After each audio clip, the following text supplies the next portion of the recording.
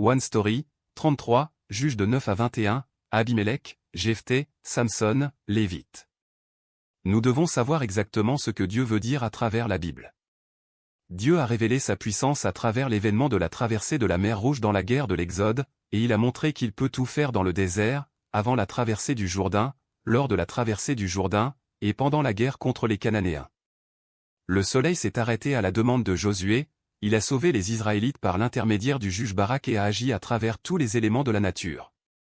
Dieu aurait pu anéantir les Cananéens, les faire périr et les chasser tous avant que les Israélites n'entrent dans le pays de Canaan, soit par des catastrophes naturelles, soit par des maladies épidémiques. Ensuite, il aurait pu laisser les Israélites entrer dans un endroit où il n'y avait pas de Cananéens ni de traces des idoles qu'ils servaient, afin qu'ils puissent vivre selon la parole de Dieu, en se concentrant uniquement sur lui. Cependant, il a ordonné de détruire tous les Cananéens, mais il a laissé quelques tribus cananéennes. Non, il a permis aux Israélites de laisser quelques Cananéens. Et il sait que les Israélites deviendront des Cananéens à cause d'eux, qu'ils serviront leur Dieu et l'abandonneront. Nous devons savoir que Dieu n'essaie pas de faire entrer les Israélites dans le pays de Canaan et d'en faire son royaume, qu'il souhaite.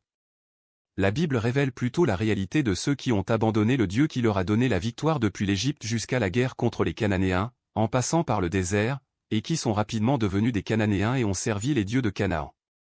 En les jugeant dans l'histoire, il nous dit que le véritable salut sera accompli par le Sauveur Jésus-Christ, et non par des juges et des rois humains temporaires sur cette terre. En outre, à travers l'histoire, le véritable royaume de Dieu est clairement révélé comme le lieu éternel qu'il a créé avant la création, le nouveau ciel et la nouvelle terre, où l'on ne peut entrer que par Jésus-Christ, et non par ce monde. Dieu n'échoue pas. Ce n'est pas que Dieu s'attendait à ce que les Israélites réussissent dans le pays de Canaan, mais il a été surpris par les péchés répétés des Israélites. Dieu procède selon son dessein éternel. Qui est le mieux placé pour gouverner? Après la mort de Gédéon, Abimelech, fils de la concubine de Sichem, a rassemblé les habitants de la ville de Sichem en disant: Vaut-il mieux pour vous que 70 hommes, tous fils de Jérubbaal, dominent sur vous, ou bien un seul homme? Il a encouragé le peuple à tuer les 70 fils de Gédéon et est devenu roi de Sichem. En entendant cela, le plus jeune fils de Gédéon maudit Abimelech et Sichem. 3 années s'écoulèrent. Après cela, Dieu envoya un esprit mauvais de sorte que le peuple de Sichem trahit Abimelech, et après s'être battu entre eux, Abimelech, qui avait régné sur le monde pendant 3 ans avec malice, eut la tête fendue par une meule supérieure qu'une femme avait laissé tomber, et fut poignardé à mort. La Bible dit que Dieu a remboursé tous les méfaits de Sichem et d'Abimelech. La Bible continue à révéler que Dieu ne nous pardonnera jamais de vouloir devenir des rois, en faisant le mal sur cette terre. Les juges étaient les mêmes, 1. Après l'incident du fils de la concubine de Gédéon, Abimelech, la Bible ne parle que d'une partie de la vie de 2 juges sans faire état de leur ministère. Le juge Tola a sauvé Israël et est mort après avoir été juge pendant 23 ans, et le juge Jaïr a été juge pendant 22 ans, mais il a eu 30 fils sur 30 jeunes ânes et 30 villes. S'il avait 30 fils, nous ne savons pas combien ils étaient, y compris ses filles. Son statut était celui d'un juge, mais il menait une vie de roi. L'Éternel ne peut plus supporter la misère d'Israël. Les Israélites firent encore ce qui déplaît à l'Éternel. Ils servirent les Baals et les Astartés, les dieux de la Syrie, de Sidon, de Moab, des Ammonites et des Philistins, ils abandonnèrent l'Éternel et ne le servirent plus. La colère de l'Éternel s'enflamma contre Israël et il les vendit aux Philistins et aux Ammonites. Ils opprimèrent et écrasèrent les Israélites cette année-là, et ils opprimèrent pendant 18 ans tous les Israélites qui étaient installés de l'autre côté du Jourdain, dans le pays des Amoréens, en Galade. Les Ammonites passèrent le Jourdain pour combattre aussi contre Juda, contre Benjamin et contre la communauté d'Éphraïm. Israël fut dans une grande détresse. Les Israélites crièrent à l'Éternel en disant: Nous avons péché contre toi, car nous avons abandonné notre Dieu et nous avons servi les Baals. L'Éternel dit aux Israélites: Ne vous ai-je pas délivré des Égyptiens, des Amoréens, des Ammonites, des Philistins? Lorsque les Sidoniens, les Amalécites et les Maonites vous ont opprimés et que vous avez crié à moi, ne vous ai-je pas délivré de leurs mains? Mais vous, vous m'avez abandonné et vous avez servi d'autres dieux. C'est pourquoi je ne vous délivrerai plus. Allez crier vers les dieux que vous avez choisis. Qu'ils vous délivrent dans votre temps de détresse. Les Israélites dirent à l'Éternel: Nous avons péché. Traite-nous comme il te plaira. Seulement, nous t'en prions, délivre-nous aujourd'hui. Ils enlevèrent les dieux étrangers du milieu d'eux et servirent l'Éternel, qui fut touché par la souffrance d'Israël. Dieu continue de parler du rétablissement de la relation, mais eux parlent du rétablissement de la situation. Ils demandent à Dieu de s'occuper d'abord des difficultés actuelles. Ils n'ont pas encore un cœur nouveau ou un esprit nouveau. C'est pourquoi la Bible dit: le Seigneur ne pouvait plus supporter la misère d'Israël. Venez et soyez notre commandant. Le peuple de Dieu qui est entré dans le pays dont il parlait depuis Abraham, ce pays, n'a pas continué à servir Dieu. La Bible dit, ils abandonnèrent Dieu. Dieu a continué à dire, je suis le roi, mais les Israélites ont commencé par embrasser le veau d'or et le serpent d'airain, en passant par Gédéon et Abimélec, jusqu'à Jephthé, que Dieu utilisera comme juge, et qui a dit: viens, tu seras notre chef. Peu importe qui ils servaient, ils avaient juste besoin de victoire et d'abondance. Jephthé, fils d'une prostituée, devient finalement le chef du peuple qui lui dit, tu seras le chef de tous ceux qui habitent en Galade. Jephthé envoie un messager au roi Amon, et nous pouvons voir qu'il a une grande connaissance du Deutéronome de l'Ancien Testament. Cela signifie que parce que Jephthé savait, les Israélites connaissaient aussi les paroles du Deutéronome. Finalement, Israël a combattu Amon, qui n'a pas écouté le messager envoyé par Jephthé, et Jephthé a fait un vœu insensé d'infidélité après que l'Esprit de Dieu soit venu sur lui comme le juge Gédéon. Dieu remet l'ennemi entre les mains de Jephthé et la guerre se termine par la victoire d'Israël.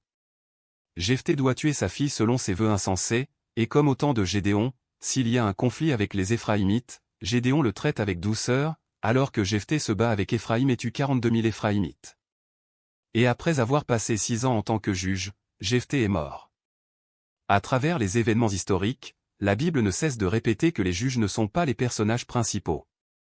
Ils sont eux-mêmes défaillants, faibles, voire mauvais, mais lorsque Dieu établit un juge, il révèle sa représentativité par le salut. Si c'est pour Jésus-Christ, qui viendra comme le vrai représentant dans le futur. Les juges étaient les mêmes, deux. Les 3 juges qui suivent le juge Jephthé ne se réfèrent qu'à une partie de leur vie, sans qu'il soit fait mention de leur ministère. Le juge Ibsan avait été juge pendant 7 ans et avait 30 fils et 30 filles, mais les filles avaient été mariées hors d'Israël et 30 femmes avaient été amenées hors d'Israël pour les fils. Bien que juge, il vivait comme il l'entendait. Après Ibsan, le juge Elon mourut après avoir été juge pendant 10 ans. Abdon suivit Elon comme juge pendant 8 ans, et eut 40 fils et 30 petits-enfants, montant 70 jeunes ânes. Son mandat de juge a été de courte durée, mais s'il a eu 40 fils, cela signifie qu'il avait de l'autorité avant de devenir juge. Son statut était celui d'un juge, mais il a vécu la vie d'un roi. Mais Jésus-Christ, le vrai juge et le vrai roi, est venu sur cette terre et a vécu comme fils de l'homme et comme esclave. Nasilin consacré à Dieu depuis le ventre de sa mère jusqu'au jour de sa mort. Les Israélites ont de nouveau fait le mal devant Dieu, et Dieu les a livrés aux mains des Philistins pendant 40 ans. Contrairement à d'autres juges que Dieu a appelés à l'âge adulte, Samson, un Naziréen, a été distingué dès sa naissance et consacré à Dieu de sa naissance au jour de sa mort, et Dieu dit qu'il commencera à sauver Israël des mains des Philistins. À la naissance de Samson, l'Esprit de Dieu commença à l'animer. Comme avant et après, l'ange envoyé à ce moment-là était l'image dans l'Ancien Testament de Jésus-Christ qui a créé les cieux et la terre avec Dieu et qui a été envoyé par Dieu à l'époque de l'Ancien Testament. L'Esprit du Seigneur est soudain venu sur Samson. Samson a été appelé comme un Nazilite et les Nazilites sont un peuple distingué. La lignée des Naziréens est passée par Samson et Samuel, Jean le Baptiste et Jésus-Christ. Et l'on peut constater que la distinction des Nazilites s'applique également aux rois, aux prophètes et aux prêtres, et que le peuple de Dieu est donc un peuple spirituel nazilite. Mais attention, ce n'est pas parce qu'ils sont saints en eux-mêmes. Samson a été clairement choisi et distingué avant sa naissance, comme l'apôtre Jean et Jésus-Christ. Mais il ne peut pas vivre une vie séparée. En tant que Naziréen, il ne doit pas s'approcher des cadavres, même s'il s'agit de ses parents, ses frères et de ses sœurs, mais il a ramassé du miel sur le cadavre du lion et l'a mangé. Il ne devait pas boire de vin ou d'alcool, ni même manger les pépins et les peaux de la vigne, mais Samson jouissait d'un baquet qui ne pouvait se passer d'alcool, et à bien des égards, il n'avait pas l'apparence d'un héros spirituel en tant que juge et nazilite. En outre, comme les autres juges, Samson a dirigé les Israélites et ne s'est pas engagé dans une guerre avec la nation oppressive. Néanmoins, Dieu n'a pas fait de Samson un héros à travers Samson, mais à travers des sections de sa vie, il dépeint Jésus-Christ qui viendra. Tout d'abord, la Bible dit: Ses parents ne savaient pas que cela venait de l'Éternel, qui cherchait une occasion d'affronter les Philistins, car à cette époque ils dominaient sur Israël, et parle du Dieu qui agit à travers Samson. Ensuite, après avoir pénétré dans le pays des Philistins, ils prirent leur porte et entrèrent dans le pays de Canaan. Cela signifie que l'alliance donnée à Abraham s'accomplira d'abord par Samson, que les Philistins seront anéantis par David et qu'il y aura enfin une victoire finale par Jésus-Christ, qui viendra en tant que postérité d'Abraham. Par ailleurs, bien que l'Esprit de Dieu ait été partial à l'égard de Samson, il a été avec lui plus que les autres juges. Ce n'est pas parce que Samson est qualifié, mais parce que les lacunes de Samson montrent les actions de Dieu. Enfin, par sa mort, Samson laisse une défaite fatale aux Philistins. Cela signifie que Jésus-Christ, qui aura plus tard l'Esprit Saint sans limite, aura la victoire finale par sa mort historique sur cette terre. Ne savez-vous pas que les Philistins nous gouvernent? Jusqu'au dernier juge, Samson, les schémas des Israélites étaient crime, discipline, cri, salut, paix, et à nouveau crime. Mais lorsque Samson était juge, alors qu'il était gouverné par les Philistins, il n'y a pas eu de cri de la part des Israélites. Les Israélites étaient déjà méchants auparavant, mais jusqu'à présent, ils criaient à Dieu lorsqu'ils souffraient, mais maintenant, ils acceptent la domination des Philistins et essaient de bien vivre sous leur domination. Ils savent que Samson est un juge, même s'il ne l'est vraiment. Même dans le cas de Jephthé, parce que les Israélites ont été déçus, ils ont amené Jephthé, qui avait été chassé par ses demi-frères, à combattre les Philistins, mais maintenant les Israélites n'ont pas sauvé Samson pour combattre les Philistins, et au lieu de cela, ils ont apprécié la domination philistine, ont lié Samson, le juge, et l'ont livré aux Philistins. C'est le mal. Ce qui est plus terrifiant que le mal qu'ils commettent contre Dieu, c'est de tourner le dos à Dieu. Samson a passé 20 ans comme juge en Israël. La Bible dit que Samson a été juge pendant 20 ans. Cependant, il a pris une femme comme il le voulait, s'est battu pour une femme et a commis un meurtre, a ignoré les soins continus de Dieu, et finalement, à cause d'une femme, s'est rasé la tête, s'est fait arracher les yeux et a dû tourner une meule de moulin dans la prison Gaza, un petit endroit laissé lors de la conquête de Canaan. Il n'est pas important d'être juge pendant 20 ou 200 ans, mais il aurait dû vivre comme un juge. Nous allons maintenant nous pencher sur ces histoires misérables dans les livres des rois. Le long règne d'un roi méchant est une tragédie pour le peuple. Les cheveux ont commencé à pousser après avoir été rasés. Samson n'est pas mort pour avoir été rasé. La Bible dit que les cheveux de Samson commencèrent à repousser, révélant le zèle de Dieu qui n'a pas lâché Samson jusqu'à la fin. La Bible dit que le nombre de personnes que Samson a tuées jusqu'à sa mort était beaucoup plus grand que pendant sa vie. Samson, le dernier juge des juges, représente les deux faces des Israélites. Tout comme Samson a été choisi et distingué avant sa naissance, les Israélites ont également été distingués avant l'Exode. Tout comme Samson a été appelé Nazilite, les Israélites ont été appelés peuple saint. Tout comme Samson devait mener une vie distinguée, les Israélites devaient eux aussi mener une vie distinguée. Tout comme l'Esprit du Seigneur a commencé à mouvoir Samson, les colonnes de nuages et les colonnes de feu ont guidé les Israélites. Tout comme Samson a fini par échouer et mourir, les Israélites ont fini par échouer et mourir dans le désert, et ils périront à Canaan. C'est ainsi que nous sommes. Mais tout comme les cheveux de Samson ont commencé à repousser, il y a de l'espoir pour les Israélites et pour nous. C'est parce que Jésus-Christ viendra, qui, comme Samson, a été prédit avant sa naissance, et a vécu une vie distinguée en tant que parfait Nazilite, et a vécu par Dieu avec son plein esprit. Par conséquent, le protagoniste de la Bible n'est pas un juge quelconque, mais le véritable juge, Jésus-Christ. Comme il n'y avait pas de roi, il a fait ce qui était juste à ses yeux. Aujourd'hui, les juges arrivent à leur fin. C'est l'histoire d'Éphraïm et de la montagne où ils ont séjourné, ce qui a causé des problèmes lors de la guerre de Gédéon et de la guerre de Jephthé. La Bible appelle également Israël Éphraïm. Par conséquent, le reste de l'histoire des juges est l'histoire de tout Israël. Il y avait un homme de la région montagneuse d'Éphraïm, appelé Mika, qui dit à sa mère, « Les 1100 pièces d'argent qu'on t'a prises et pour lesquelles tu as proféré des malédictions même à mes oreilles, eh bien, cet argent est entre mes mains, c'est moi qui l'avais pris. » Sa mère dit, « Que mon fils soit béni de l'Éternel. » Il rendit à sa mère les 1100 pièces d'argent et sa mère dit, « Je consacre de ma main cet argent à l'Éternel, afin d'en faire pour mon fils une sculpture sacrée et une idole en métal fondu. C'est ainsi que je te le rendrai. » Il rendit donc l'argent à sa mère. Elle prit 200 pièces d'argent et les donna au fondeur, qui en fit une sculpture sacrée et une idole en métal fondu. on les plaça dans la maison de Mika. Ce Mika eut ainsi un lieu de culte. Il fit un éphod et des téraphim, et il établit pour lui l'un de ses fils dans la fonction de prêtre. Puis, lorsque Michée rencontra un lévite qui n'arrivait pas à s'installer, il en fit un prêtre et dit : Maintenant, je sais que l'Éternel me fera du bien, puisque j'ai ce lévite pour prêtre. Il croyait que s'il avait l'apparence, Dieu le bénirait, même si sa vie était un gâchis. La Bible dit : à cette époque-là, il n'y avait pas de roi en Israël. Chacun faisait ce qui lui semblait bon. À cette époque, la tribu de Dan, qui ne trouvait pas de terre à hériter, cherchait un endroit pour vivre et envoya des espions qui séjournèrent dans la maison de Michée, obtinrent l'aide du prêtre lévite et lui proposèrent une bonne affaire en disant : Tais-toi, mets ta main sur ta bouche et viens avec nous. Tu nous serviras de père et de prêtre. Vaut-il mieux que tu serves de prêtre à la famille d'un seul homme ou à toute une tribu et tout un clan en Israël ?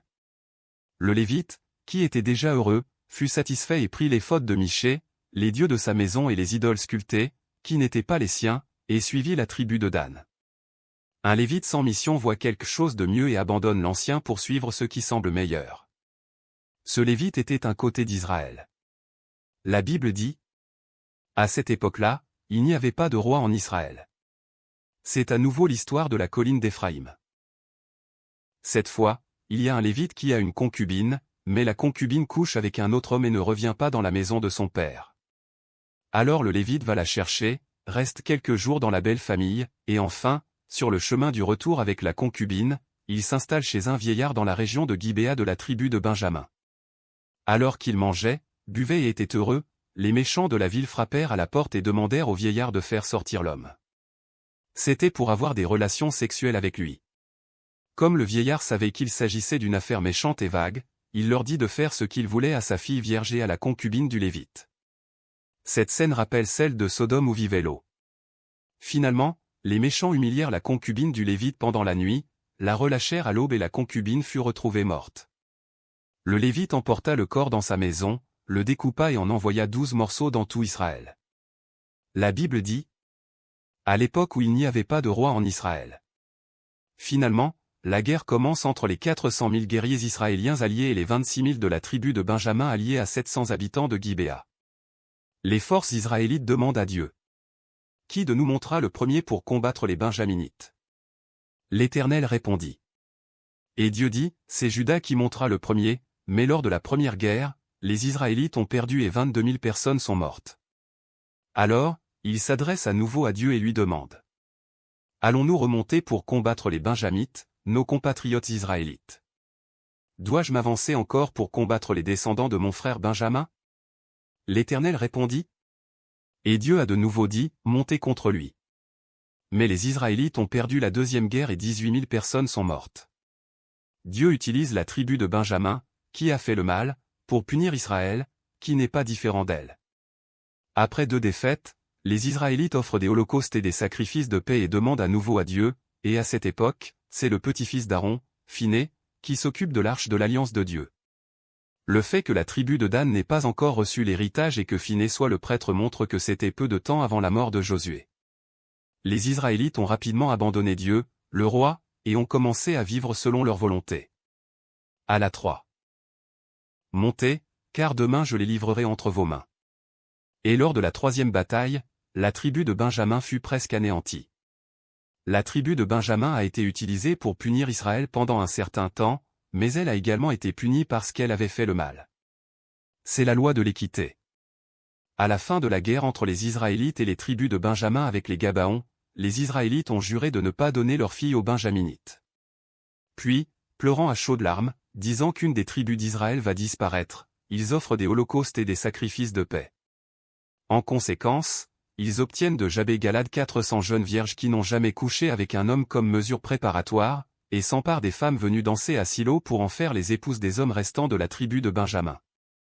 La Bible révèle l'état spirituel de l'ensemble du peuple israélite en montrant que les Lévites, dont Dieu lui-même s'est fait l'héritier, n'ont pas pu remplir pleinement leur mission.